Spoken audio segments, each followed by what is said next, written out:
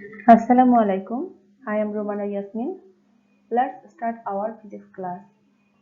In my previous class, we have learned about pressure and Archimedes law.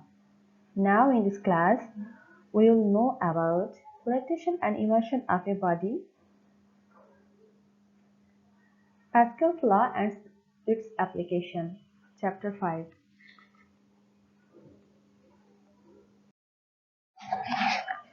Rotation and immersion of a body. According to Archimedes' law, when an object is immersed in water, it experiences an upward force due to buoyancy, which is equal to the weight of the water displaced by the object. We also know magnitude of buoyant force acting on a body depends on the volume of the body immersed in the water and density of the water. Suppose W1, weight of the body in air, acts vertically downwards trying to sink the body. The buoyant force W2 acts upwards. We will explain it by three cases. In first case, when W1 greater than W2, that is weight of the body is greater than weight of water displaced, then body will sink in water. Case 2. When W1 less than W2, that is weight of the body is less than weight of water displaced, the body will float. Just the portion of the object which is immersed so that it will displace water equally to the weight of the body, only that portion will be immersed exactly.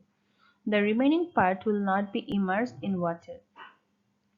In case 3, when W1 equals to W2, that is weight of the body is equal to weight of water displaced, it will not float above or even sink below. The body will float just inside the water.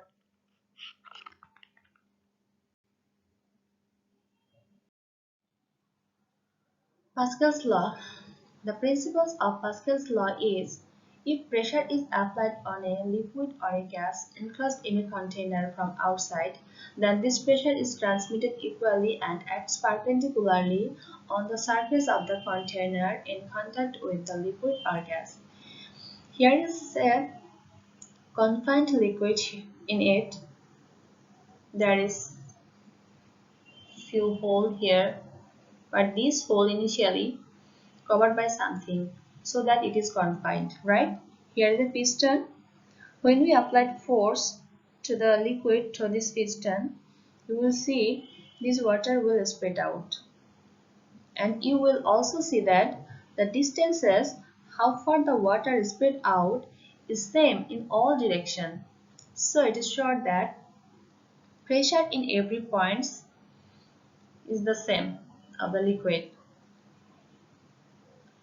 because the distance how far the water spread out is proportional to the pressure. So we can say when the plunger is applied in, the water squares equally from all the holes. This shows that the pressure applied to the plunger has been transmitted uniformly throughout the water.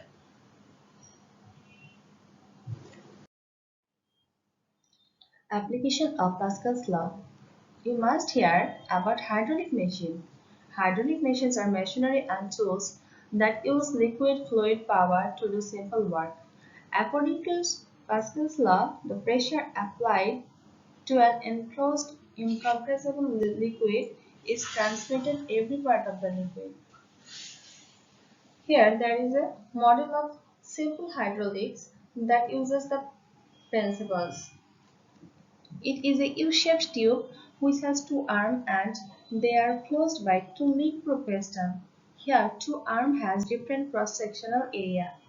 Let cross-sectional area of left arm is A1 and right arm is A2. You have applied force F1 on cross-sectional area A1. So your applied pressure is P equals to F1 by A1. Now this pressure is transmitted through the liquid in all directions and it will also be applied on the cross-sectional area A2. Therefore, the amount of force applied on A2 will be F2 equals to P A2.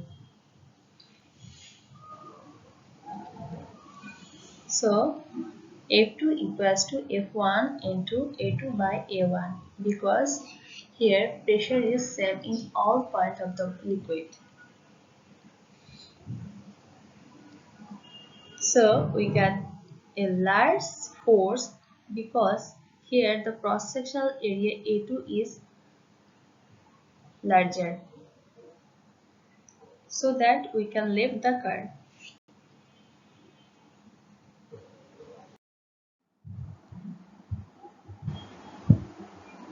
If magnitude of A2 by A1 is 100, so we get force F2 equals to 100 times of F1. So we can say it is the principle of increasing force. Energy cannot be increased at all. Thank you. Goodbye, student.